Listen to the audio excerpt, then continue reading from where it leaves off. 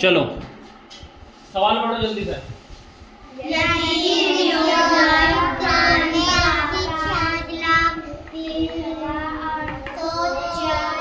तो तथा अंतर 1,250,000 हो तो वियोज्य का मान ज्ञात करो। अब तुम्हें वियोज्य, वियोजक और अंतर बता रखे हुए हैं, बताए हुए ना, तो बताओ सबसे ऊपर कौन होता है? वियोज्य। कौन होता है? वियोज्य। उसके बाद वियोजक। क्या होता है? वियोजक। यानी कि वियोज्य में से वियोजक को घटाते हैं तो क्या आता है? अंतर आता है। ये बात मैंने बताई थी कल, बताई थी ना, सबको पता? और ट्रिक बताई थी याद करने की, जक जय और तर, जक जय तर, ऐसे याद रख सकते हैं, जक जय तर।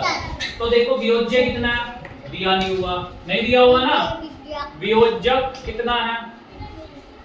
530, 876 और अंतर हमें दिया हुआ है इतना 250।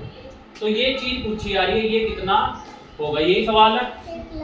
मैंने उस दिन भी बताया था कि जब कभी बड़ी रकम होती है हमें समझ में नहीं आता तो छोटी रख करके देख लो, है ना।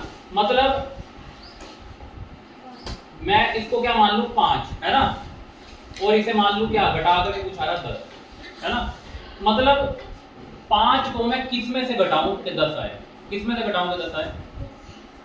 5 को किस में से घटाया कि 10 आया? 20 में से।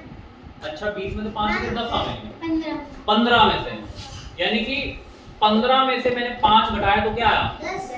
अब दिमाग लगाओ कि अब मुझे ये चीज चाहिए ना, तो इसका मैं क्या करूं कि 15 आ जाए? इन दोनों, हाँ जोड़ा, इन दोनों को जोड़ा, यानी कि यही बात हम सेम यहाँ करेंगे, इन दोनों को जोड़ दूं तो ये चीज आएगी नहीं? सिंपल सी बात है, तुम समझते नहीं। आया समझ में? तो जोड़ देते हैं, चलो 6 और 0 6, 7 5 12, हासिल 1, 8 और 10 और 1 11, 0 0 1 और इसका 1, 3 और 0 3 और ये 6, ये आ गया आंसर। आया समझ में? अब जो तुमने आंसर लिखे हुए हैं किसी का भी ये आंसर नहीं आ रहा।